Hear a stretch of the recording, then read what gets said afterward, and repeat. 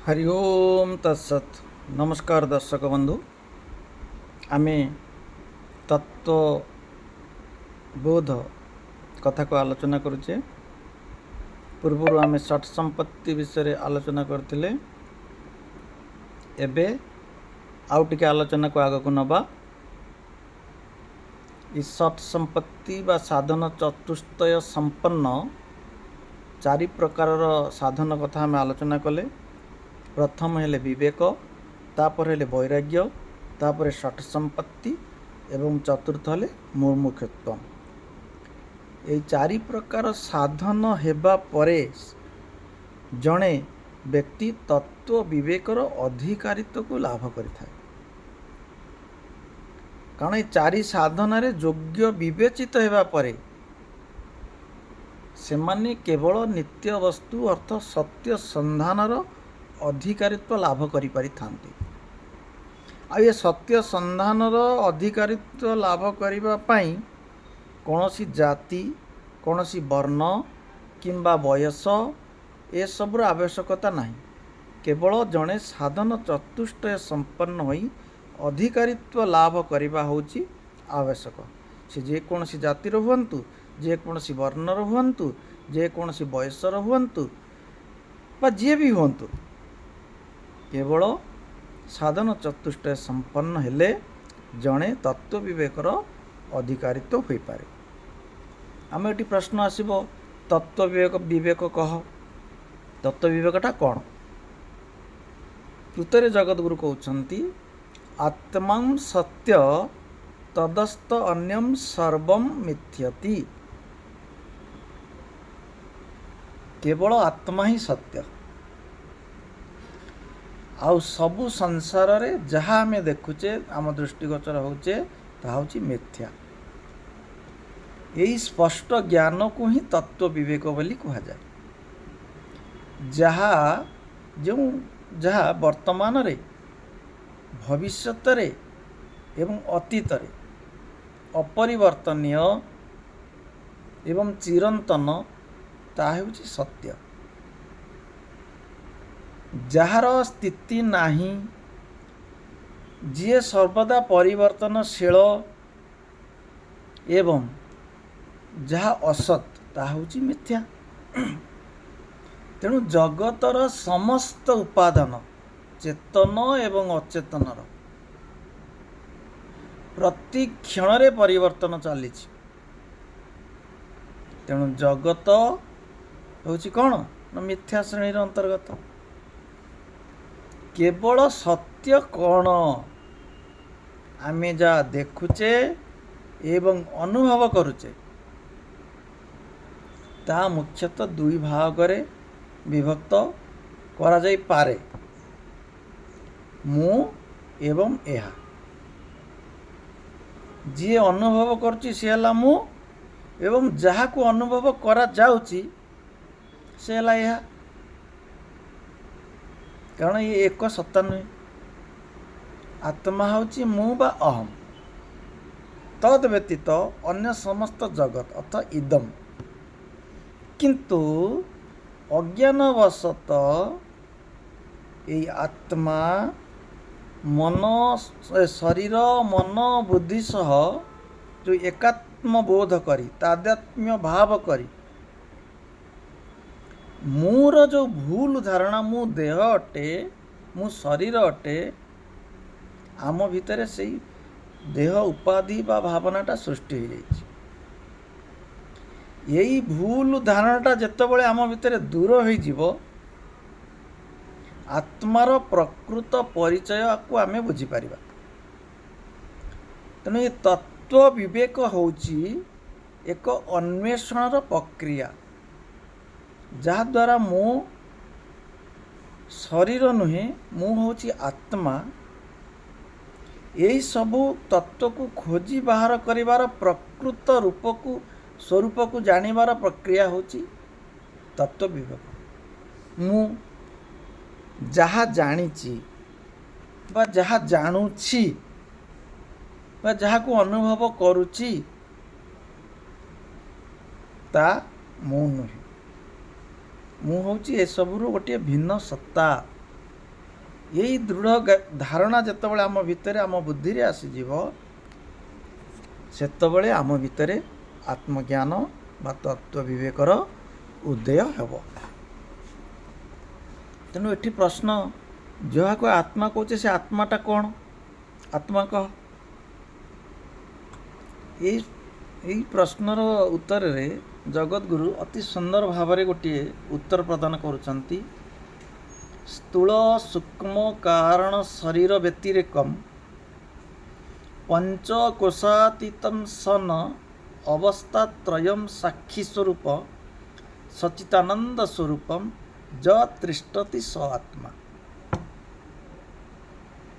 अर्थात जहा स्थूल सूक्ष्म एवं कारण शरीर या शरीर त्रय बोली कह जाए। ये शरीर त्रयरू जी भिन्न पंचकोशातीत अर्थ अन्नमय प्राणमय मनमय विज्ञानमय एवं आनंदमय ये हूँ पांचटा कोश जी ये पांच कोशर अतीत अर्थ ऊर्ध्वरी अवस्थात्रय कहले स्वप्न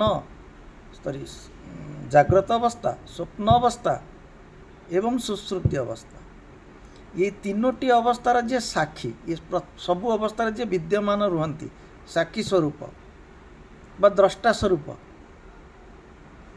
आउ किए तांकर स्वरूप कौन ना सत चित आनंद स्वरूप ज तिष्ठति स आत्मा। अर्थात जार स्वरूप होची सत चित एवं आनंद स्वरूप से होचंती आत्मा। तेणु आमर व्यक्तित्व को यदि आम विश्लेषण करवा चिंता करवा तेबे गोटे दृष्टि ये पांच गोटी विभाग माने विभक्त करा जाई पारिबो जाहाकू पंचकोश रूप से आमर शास्त्र मान मुनि ऋषि माने कल्पना करिसंती। सेगुड़ी कहला कौन ना अन्नमय कोश प्राणमय कोश मनमय कोश विज्ञानमय कोश एवं आनंदमय कोश या गोटे आवरण परी आवरण नुहे जदिओ या गोटे आवरण बोली आम मानि नबा। स्थूल शरीरटा प्रत्यक्ष भाव में देखा जाउथिबा शरीर को आम स्थूल शरीर कहूचे जहाँ हूँ अन्नमय कोशर अधीन। केवल स्थूल शरीर द्वारा जे आमे किछि कार्य करि पारुचे यह संभव नुहे। शरीर अभ्यंतर प्राण क्रियाटा चलुथिबारु आम भितर शक्ति जात होची आ स्थूल शरीर कार्यक्रम होची। जो प्राण द्वारा आम कार्यक्रम होचे ताकू प्राणमय कोश बोली कहा जाए। तत्परे मनमय कोश ये मनटा होची समस्त आवेग समस्त भावनार स्थान।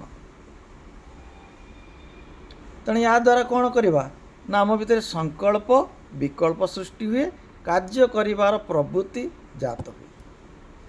तेणु आमको सुख दुखर अनुभव हुए ये मन द्वारा आम सुख दुख मध्य भोग करूँ। तेणु यहीटा हूँ मनमय कोश। आ जो विचार शक्ति भल मद ज्ञान द्वारा आम गोटे सिद्धांत रे पहुँची पारू ताकू बुद्धि बोली कहू बा बुद्धिर कार्य गुड़िक ता हूँ विज्ञानमय कोश। आउरी मध्य